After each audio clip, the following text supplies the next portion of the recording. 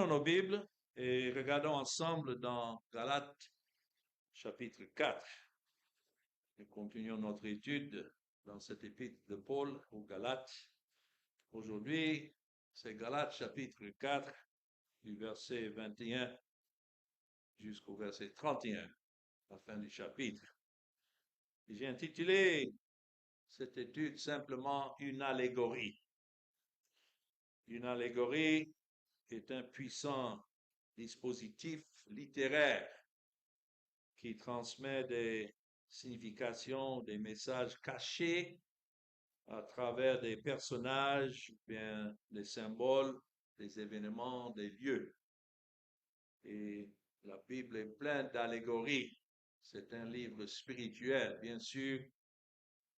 Tout a été écrit dans un contexte historique, mais il y a des leçons à apprendre spirituellement à travers l'histoire, parce que Dieu est le Dieu de l'histoire. Mais de Genèse jusqu'à l'Apocalypse, c'est un livre spirituel qui nous parle de Christ. Alors, le grand débat où l'apôtre Paul était entre ceux qui prétendaient que la loi était encore en force, que même si Christ est venu accomplir la loi pour le salut de son peuple, néanmoins, il y avait ceux qui disaient que non, il fallait toujours vivre sous la loi, sous les préceptes de la loi. Et nous avons les mêmes qui font pareil aujourd'hui. Ils disent qu'ils sont prédicateurs de la grâce, mais dès qu'ils ont fini de dire cela, ils veulent ramener les gens encore sous la loi pour dire que non, au moins les 10 commandements, nous devons toujours avoir comme principe de vie. Mais comme Paul explique, si tel était le cas, donc il n'y a rien que la malédiction en tout cela. Que si Christ a accompli la loi, donc nous sommes sous Christ qui est notre chef. Et de lui, nous tirons tout ce qu'il nous faut pour nos vies. C'est la loi de la liberté. Nous sommes justifiés par Christ et nous vivons dans cette liberté pour ne plus être mis sous le joug de la servitude.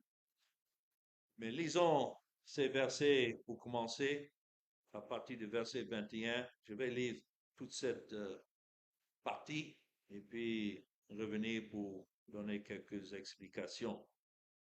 Paul dit ici sous forme de question, Galates 4, 21, dites-moi, vous qui voulez être sous la loi, n'entendez-vous point la loi?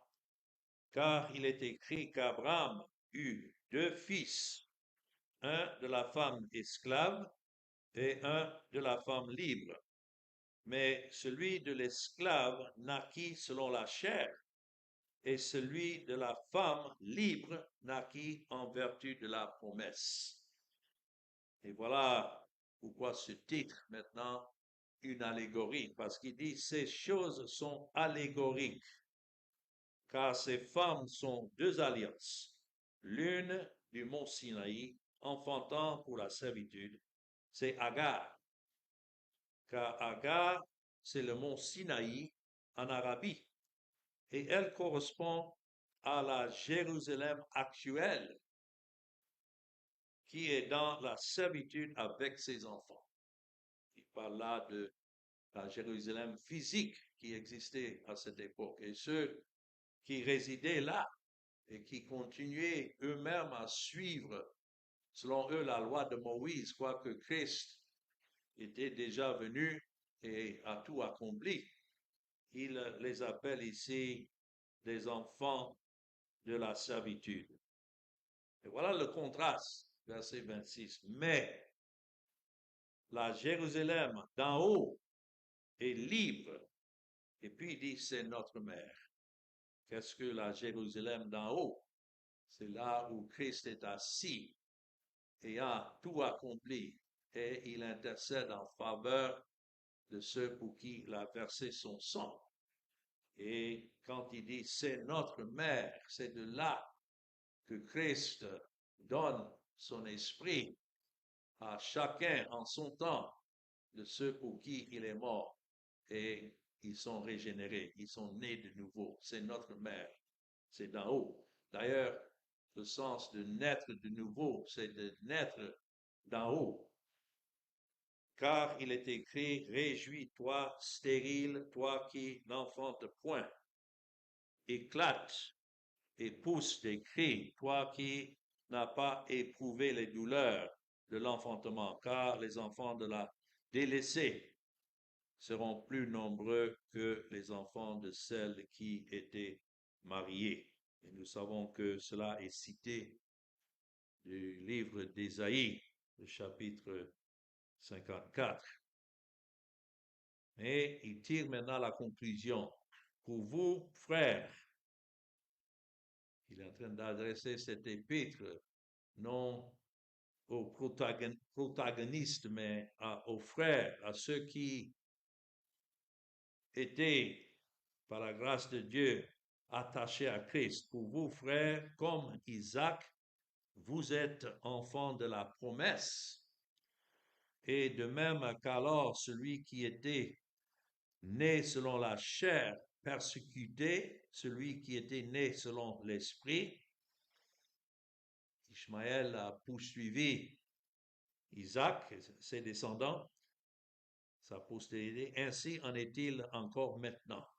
C'est la postérité du serpent qui poursuit la postérité de la femme, Christ. Mais que dit l'Écriture? Verset 30. Chasse l'esclave et son fils, car le fils de l'esclave n'héritera pas avec le fils de la femme libre. C'est ce qu'Abraham a dû faire à cause du conflit qui existait entre Agar et Sarah. Abraham a dû chasser Agar avec son fils Ishmaël pour qu'il y ait la paix dans son foyer, qui était à travers le fils de la promesse, qui était Isaac, et né, il dit, de la femme libre. C'est pourquoi, frères, nous ne sommes pas enfants de l'esclave ou de l'esclave, mais de la femme libre.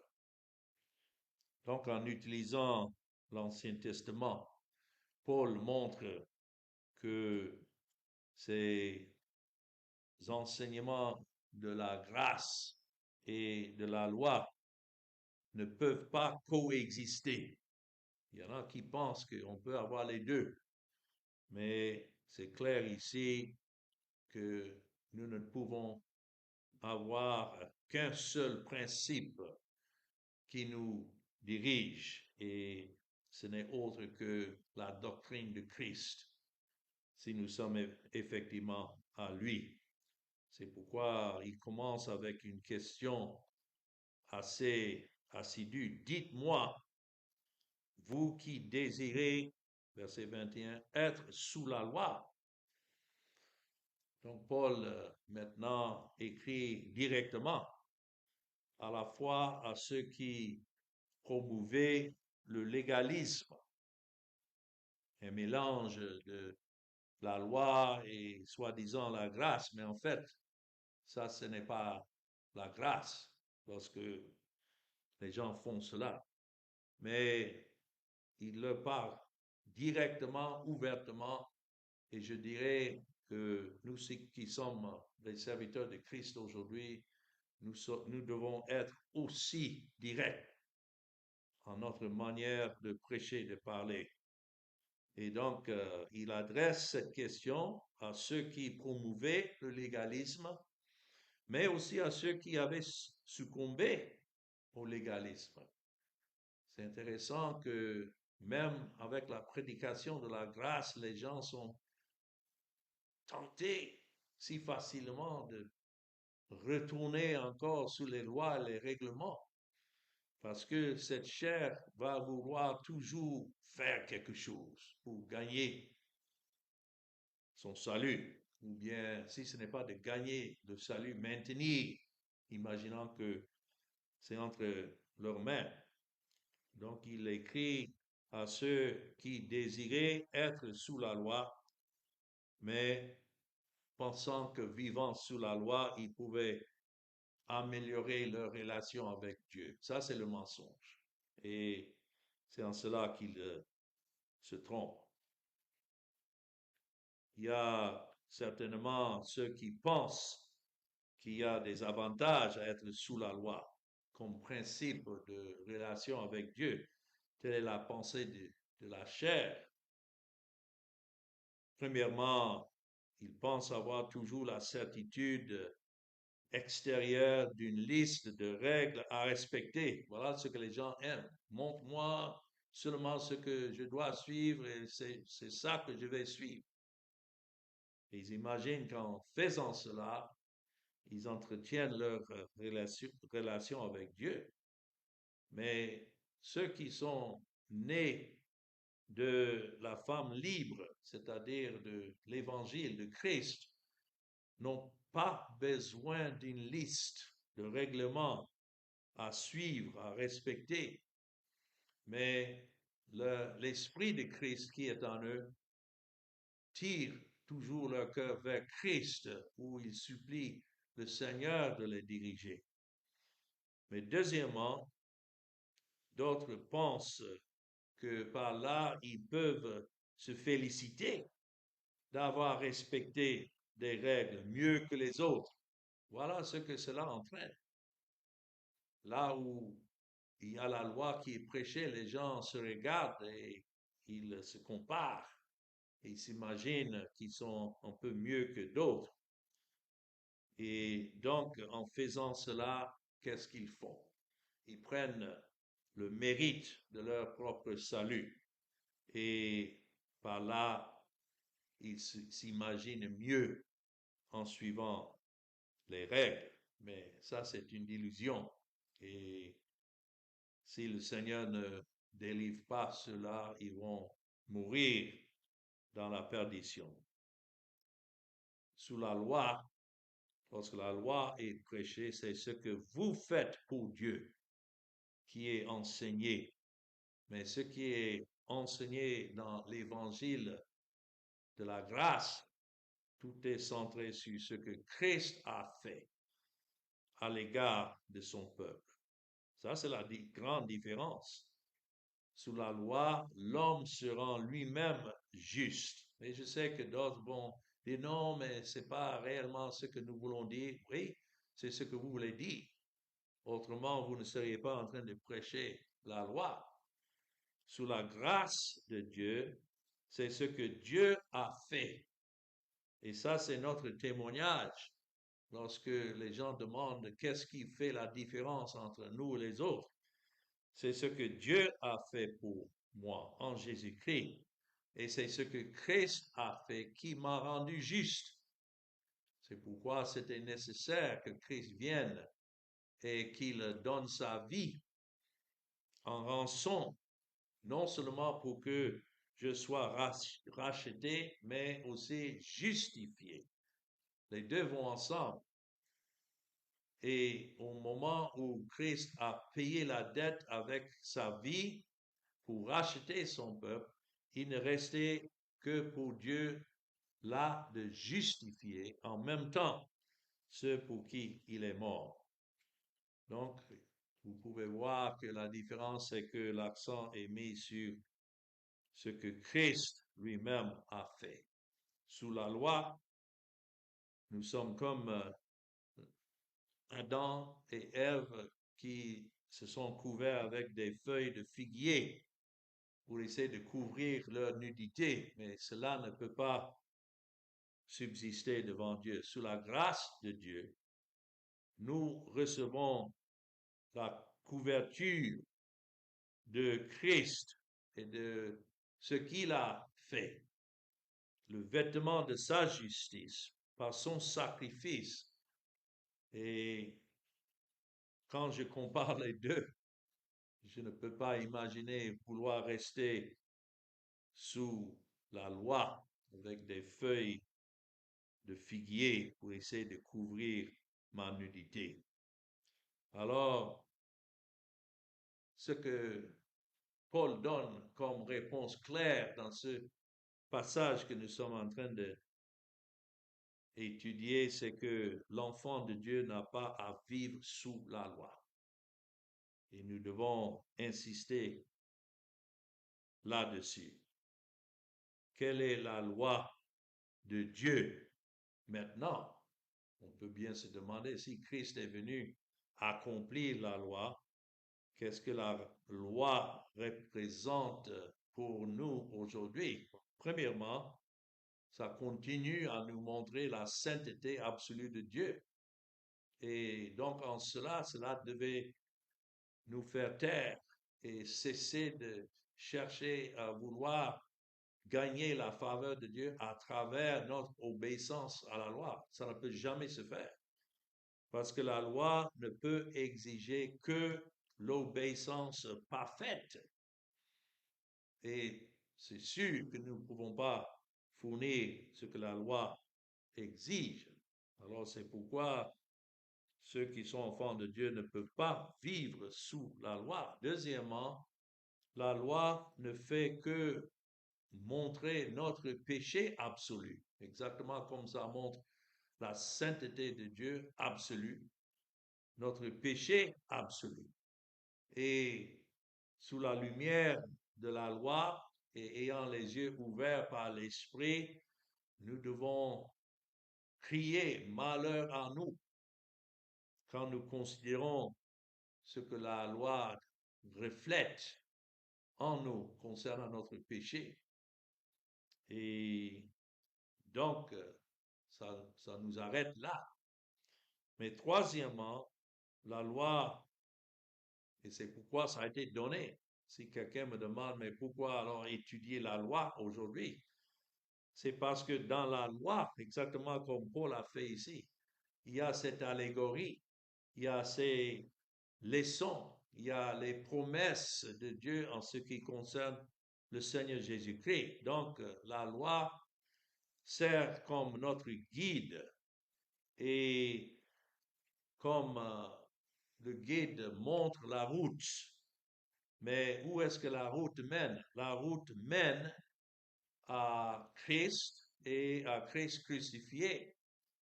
Ça nous montre comment Christ est venu et comment Christ a tout obéi à l'égard de son peuple. Alors c'est pourquoi Paul pose cette question dans le verset 21. N'entendez-vous point la loi? Je dirais que quelqu'un qui ne voit pas dans la loi ces trois points que je viens de citer, d'abord la sainteté de Dieu et la dépravation totale de l'homme, mais aussi l'accomplissement complet de Christ à l'égard de cette loi. Quelqu'un qui ne voit pas cela résumé en Christ, effectivement, n'entend pas la loi, n'a jamais compris le but de la loi. Paul sentit qu'il n'avait pas encore fait passer clairement la manière que le Seigneur l'avait lui-même arraché de cette fausse pensée concernant la loi, parce qu'il y avait un temps où Paul lui-même était sous cet aveuglement. Il pensait qu'il fallait prêcher la loi et insister là-dessus. Mais ici, alors, il est en train de montrer le vrai but de la loi lorsqu'il entre maintenant dans les versets 22 et 23. C'est important que Paul fasse référence aux Écritures encore et encore. Et c'est ce que je voudrais nous encourager. Ce n'est pas simplement un débat logique, mais nous voyons comment Paul lui-même est immédiatement entré dans les Écritures sous la loi que les gens tenaient, mais c'était pour leur montrer que cette loi concernait Christ et non pas un appel à notre obéissance personnelle comme si Christ n'avait rien accompli. Donc, nous continuons dans les versets 22 et 23, où Paul montre le contraste de l'Ancien Testament. Il montre le contraste entre les deux fils d'Abraham. Il s'agit là d'Isaac et d'Ismaël. Quand il dit, car il est écrit, verset 22, qu'Abraham avait deux fils. Les légalistes qui tourmentaient les Galates protestaient qu'ils étaient les enfants d'Abraham. Là, ce qu'ils tenaient, mais nous aussi, nous sommes enfants d'Abraham. Mais, et pour ça, ils se croyaient bénis. C'est même, cette même réponse qu'ils avaient donnée à Christ lorsqu'ils étaient là, quand ils contestaient que Christ était cette postérité que Dieu avait promise à Abraham. Il disait non, mais nous sommes les fils d'Abraham. Et donc, pour ça, il se croyait béni. Mais Paul démontre que, oui, Abraham avait plusieurs fils, mais de ces deux fils, il y a deux maintenant postérités. Et les deux sont complètement séparés, Isaac et Ismaël. Il dit là que l'une de ses postérités était d'une servante et l'autre d'une femme libre. Vous voyez ça dans le verset 22. Le premier fils d'Abraham s'appelait Ismaël. Et si on avait le temps, on pouvait retourner en arrière et voir cette histoire, surtout dans Genèse chapitre 21.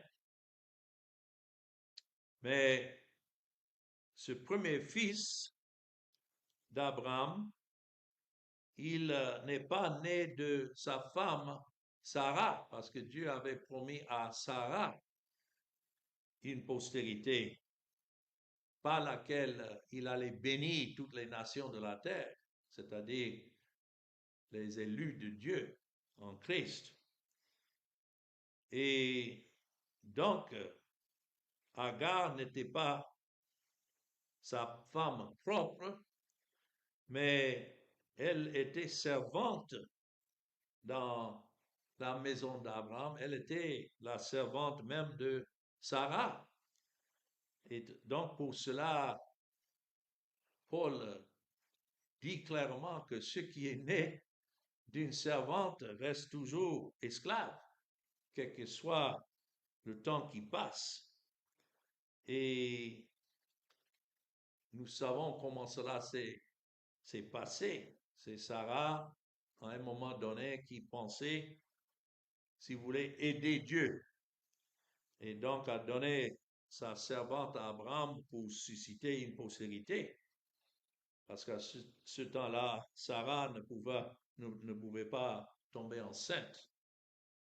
Mais ça montre encore que cela a été le résultat de ce que Abraham a voulu faire et accomplir. Mais ça nous montre encore que rien de nos mains ne peut satisfaire à la promesse de Dieu. Il faut que Dieu fasse son œuvre. Et ça, c'est une bonne leçon même pour nous aujourd'hui, que nous ne soyons pas pressés de vouloir agir d'une manière ou d'autre pour aider Dieu en quoi que ce soit. Non. Même si les choses ne se déroulent pas comme nous imaginons, nous devons rester en calme, en patience, en attendant à ce que Dieu fasse son œuvre. Donc, le premier contraste ici que Paul établit dans ce texte est entre le véritable enfant de Dieu, qui est représenté par ceux qui sont élus en Christ, les véritables enfants de la promesse en Isaac, et le contraste entre le légalisme qui est représenté ici comme le contraste entre la liberté de l'esclavage et l'esclavage. D'un côté, la liberté, l'autre, l'esclavage. On ne peut pas mettre les deux ensemble. Un fils d'Abraham est né d'une femme libre, et cela représente ceux qui sont nés de la postérité d'Abraham, de cette femme libre qui est Christ, et l'autre est né d'une servante. Donc ceux qui veulent nous mettre encore sous l'esclavage de la loi auront toujours la même fin, restent toujours des esclaves. C'est pour nous dire que la vie chrétienne est véritablement marquée par la liberté. Et voilà, ceux qui ne connaissent pas Christ et en qui la révélation de Christ et son œuvre accomplie n'a pas encore été révélée, c'est pourquoi il y a toujours une lutte, parce que ceux-là n'aiment pas que nous jouissons de cette liberté. Et ils vont toujours chercher à nous mettre de nouveau sous le joug de leur servitude. Mais Paul dit clairement qu'il y a une de ses postérités qui était née selon la chair, et on peut dire là que c'est Abraham qui a accepté ce que Sarah avait suggéré et a pris cette servante et a eu un enfant avec elle. Et donc, dans ce sens, né selon la chair, et c'est pour cela qu'il était le fils selon la chair et l'incrédulité. Voilà ce que ça représente. C'est en fait dans l'incrédulité qu'Abraham et Sarah ont comploté d'aider Dieu, si vous voulez, et avoir un enfant. Et je dois dire que c'est ce qui pousse la plupart aujourd'hui qui n'ont pas compris que l'œuvre de Christ est tout ce qui est nécessaire devant Dieu pour le salut. Et l'incrédulité les pousse à vouloir ajouter leurs œuvres à ce que Christ a accompli, mais les deux ne peuvent pas cohabiter. Et effectivement, d'essayer de se frayer un chemin devant Dieu. Lorsque la Bible parle de la chair, c'est de ça que ça parle, des efforts que l'homme peut donner pour accomplir la volonté de Dieu. Alors, voilà ce que le légalisme enseigne, mais ça ne peut pas cohabiter avec le message de Christ, exactement comme après avoir connu Agar et eu cette postérité, Agar et Sarah ne pouvaient plus cohabiter. Il n'y avait que de conflits.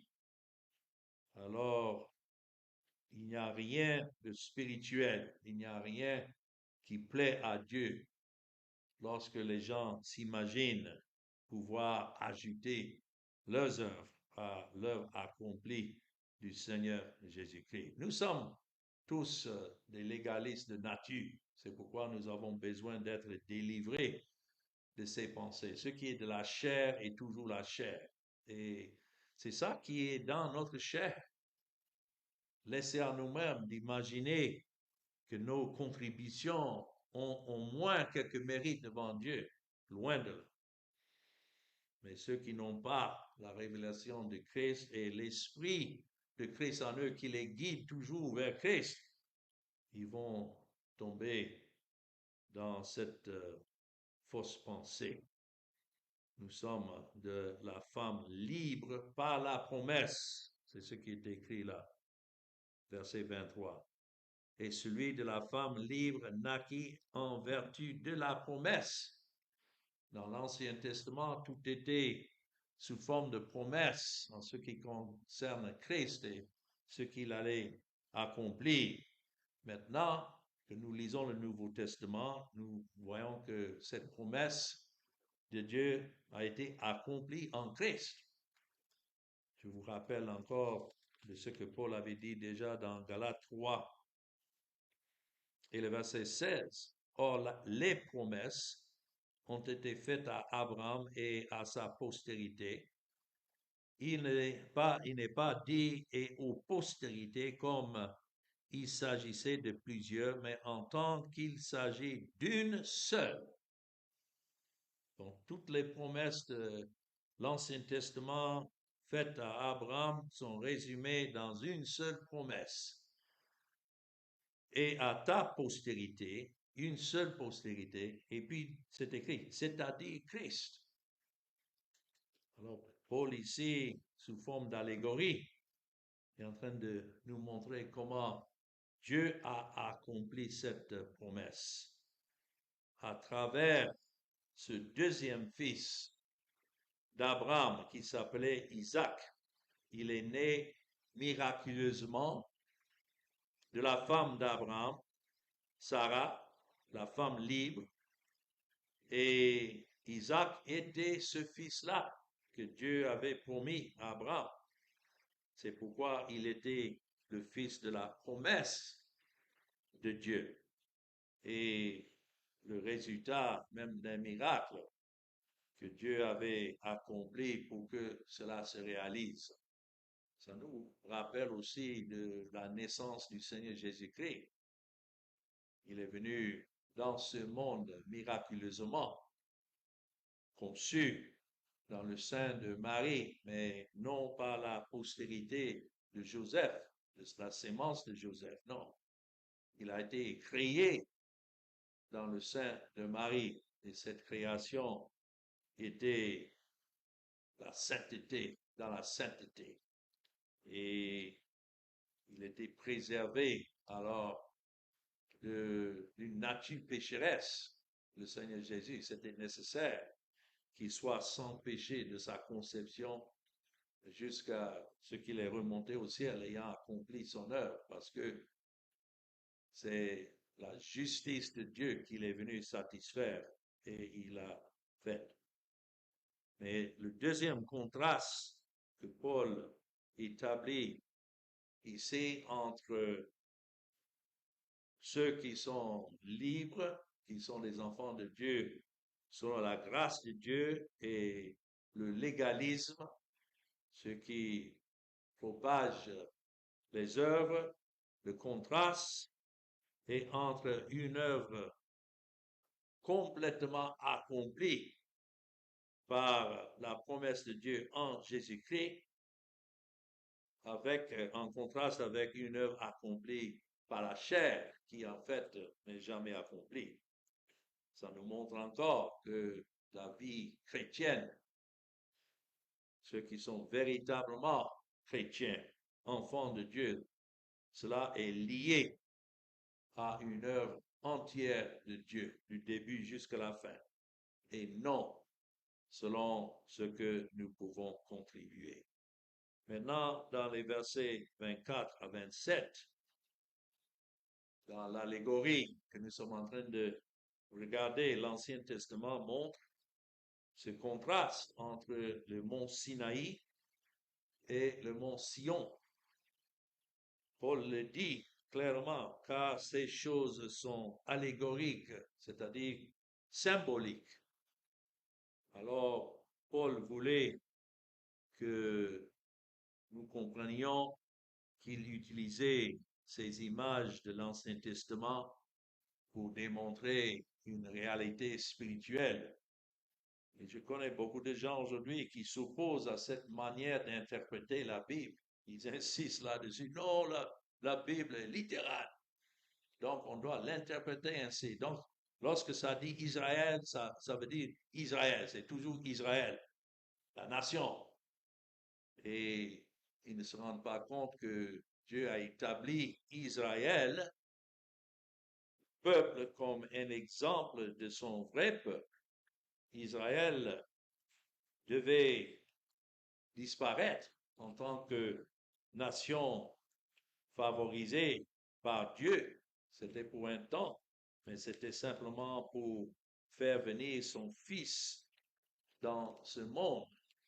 Mais il y a beaucoup de correspondance entre Israël de l'Ancien Testament et le véritable Israël de Dieu, l'Israël de l'Ancien Testament, était un peuple élu comme le véritable Israël était.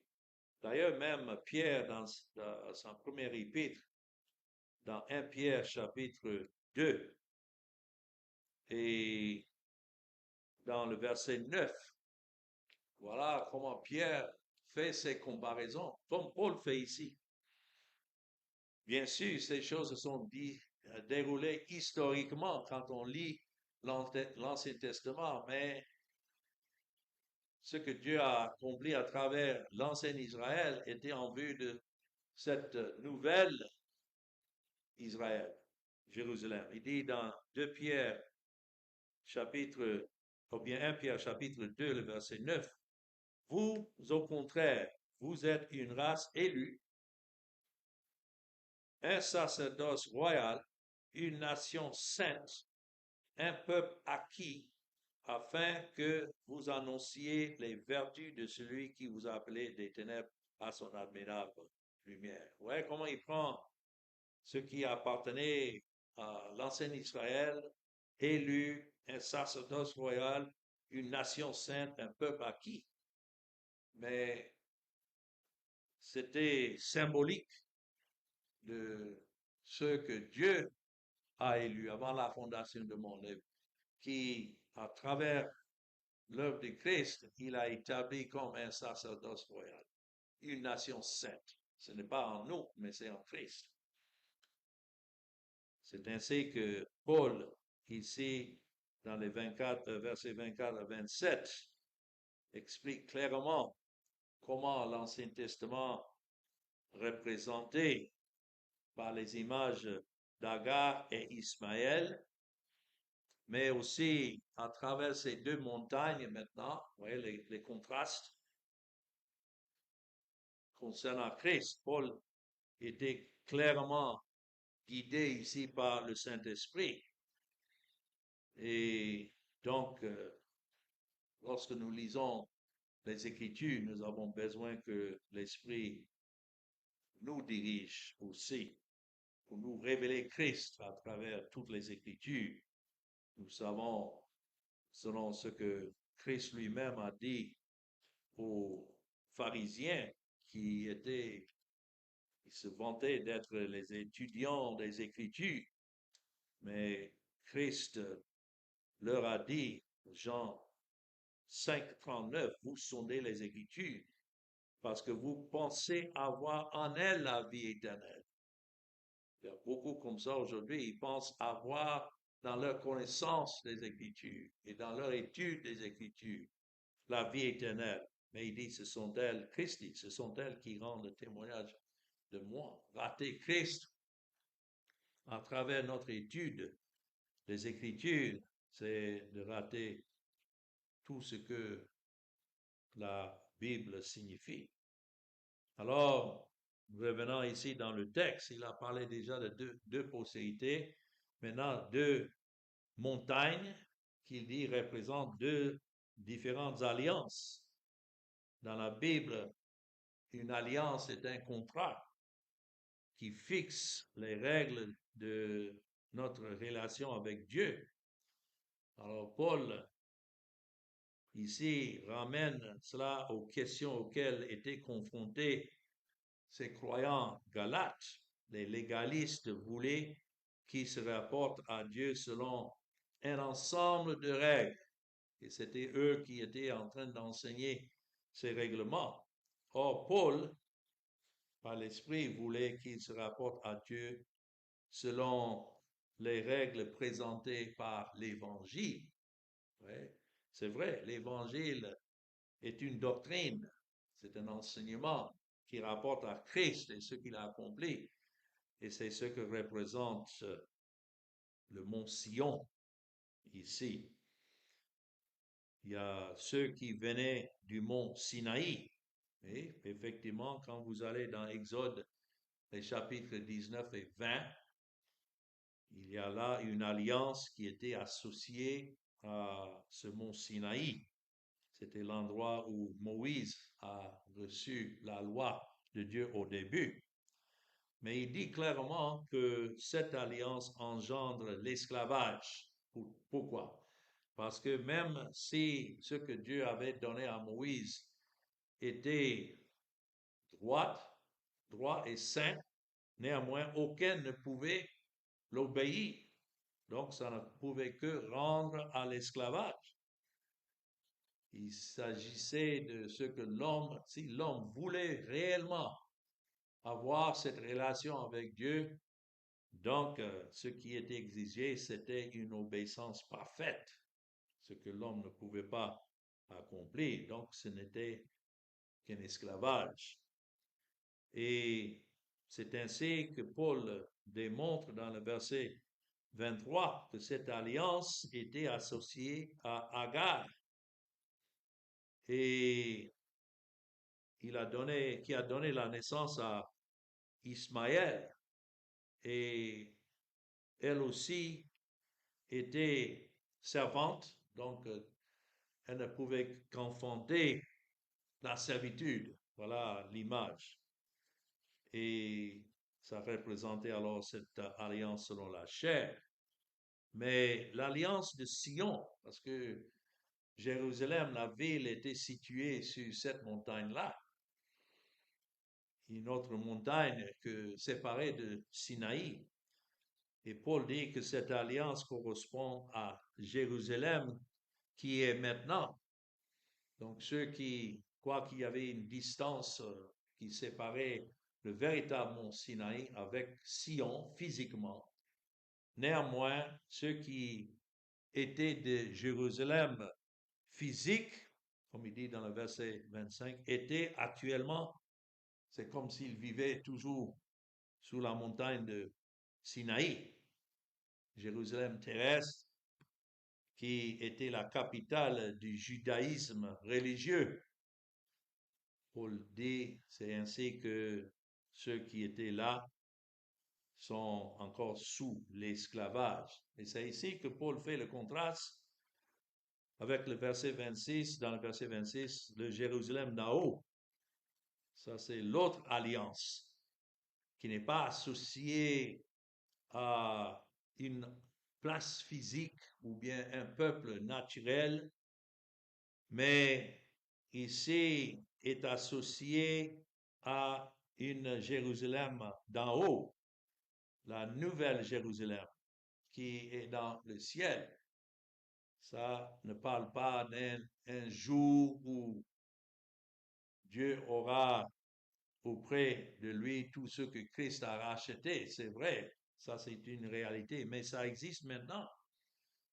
Le fait que c'est là où Christ est assis, ayant tout accompli en ce qui concerne la loi pour son peuple, c'est là notre Jérusalem d'en haut. Et puis, c'est ainsi que Paul fait un troisième contraste entre le véritable peuple de Dieu et ceux qui cherchaient à avoir une relation par leur légalisme. Et ici, c'est le contraste entre le ciel et la terre. Oh, quel grand contraste que le véritable christianisme, si vous voulez, vient du ciel et non de la terre. L'évangile, ce que nous avons comme notre espoir, est venu du ciel parce que Christ est venu du ciel. Bien sûr, il a habité parmi nous pour un temps, pour œuvrer et mériter ce que nous ne pouvions pas faire nous-mêmes en ce qui concerne la justice de Dieu. Mais une fois il a fini, il est mort, il est ressuscité, il est monté de nouveau au ciel, c'est ainsi notre espoir, espérance est là. La Jérusalem d'en haut est libre, Paul dit. Ou quelle différence entre cette liberté que nous avons en Christ et ce que les hommes prétendent par leur obéissance personnelle à la loi ou leurs efforts. Paul nous dit maintenant plus sur cette alliance représentée par la Jérusalem céleste. Cette alliance apporte la liberté. C'est pourquoi l'évangile est appelé la loi de la liberté. Et donc, cet évangile libère véritablement. Si Christ nous libère, nous affranchis, nous sommes véritablement affranchis. Et cette Jérusalem est libre parce qu'elle reconnaît que c'est Jésus qui a payé le prix et nous n'avons rien à payer nous-mêmes. Quelle liberté! C'est ce que le monde ne veut pas croire. Le monde veut toujours penser que oui, Christ a posé le fondement, mais c'est à nous maintenant de bâtir là-dessus. Non, c'est lui qui est le fondement et le temple, c'est lui. Et tous ceux qui lui appartiennent sont déjà posés sur ce fondement. Alors, il dit ici qui est la mère de nous tous, en parlant de ceux qui sont les véritables enfants de Dieu. C'est vrai, ça nous montre que cette alliance a beaucoup d'enfants. Je sais que lorsqu'on regarde autour de nous, on se demande parfois, mais est-ce qu'il y a vraiment un grand nombre? Mais Dieu a dit que le nombre de ses enfants que Christ a rachetés seront comme le nombre des étoiles. Donc un grand nombre. Et pour cela, elle est la mère de nous tous. Quand on compte les résidents de la ville actuelle de Jérusalem, c'est limité, mais cela ne représente en rien la véritable Jérusalem de Dieu.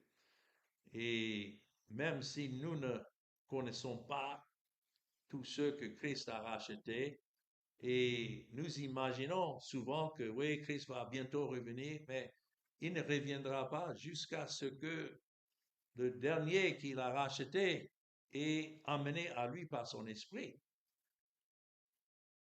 Qui dit que peut-être ce monde va continuer à exister pendant des millions d'années pour que cette réalité soit réalisée? Nous ne savons pas. Mais je sais qu'à la fin, le nombre des enfants de Dieu est beaucoup. En contraste, ici, avec celle qui est considérée comme la désolée, qui peut-être pour un certain temps avait plus d'enfants, en se référant à Agar, mais en fin de compte, le nombre de la postérité de Sarah devait complètement dépasser le nombre de celles qui semblaient avoir beaucoup d'enfants. Alors, certains suggèrent par là qu'en fin de compte, il y aura beaucoup plus de croyants parmi les nations qu'il y avait parmi les Juifs. Et je crois que ça, c'est certainement la réalité, parce que Dieu a maintenant aveuglé la plupart de ceux qui sont de la postérité naturelle des Juifs. C'est pourquoi nous ne mettons pas confiance pour soutenir ceux qui sont là-bas en Israël aujourd'hui, pensant que ceux-là sont le véritable peuple de Dieu. Non.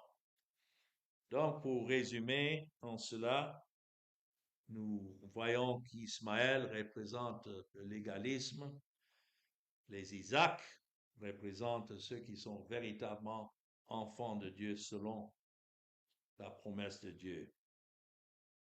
Il y a la postérité d'Agar ou Ismaël qui représente l'esclavage, la servitude. Ceux qui sont de la promesse représentent la liberté. Ceux d'Ismaël selon la chair. Ceux qui sont représentés par Isaac sont nés miraculeusement selon la promesse de Dieu. Et il y a l'un qui vient de Jérusalem terrestre, l'autre de la Jérusalem céleste.